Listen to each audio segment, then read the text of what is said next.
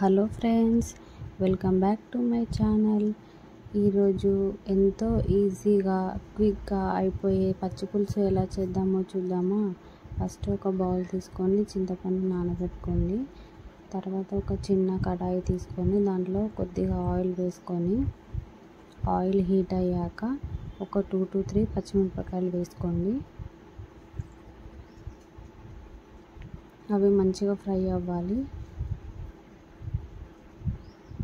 తర్వాత కొద్దిగా జీలకర్ర వేసుకోండి. తర్వాత చిన్నగా ఆనియన్స్ తీసుకొని ఇట్లా పచ్చిమిరపకాయలు దాంట్లో ఉన్న ఆయిల్ అదే టేస్ట్ ఉంటుందండి. కాబట్టి మీకు చిన్న రోల్ ఉంటే రోల్లో దంచుకోండి, లేదా ఇలా ఫింగర్స్తో ఇలా స్మాష్ చేసుకోండి.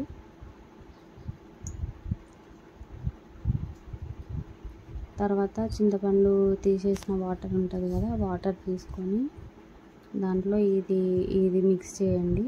తర్వాత పచ్చి పులుసులో ఆనియన్సే టేస్ట్ కదా, కాబట్టి ఆనియన్స్ ఎక్కువ క్వాంటిటీలో వేసుకోండి. తర్వాత కొద్దిగా కారం,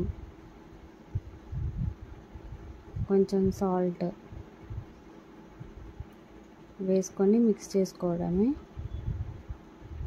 ఎంతో టేస్టీగా అండ్ ఈజీగా అయిపోయే పచ్చి పులుసు రెడీ. కొత్తిమీర వేసుకొని గార్నిష్ చేసుకోండి. Subscribe to my channel friends.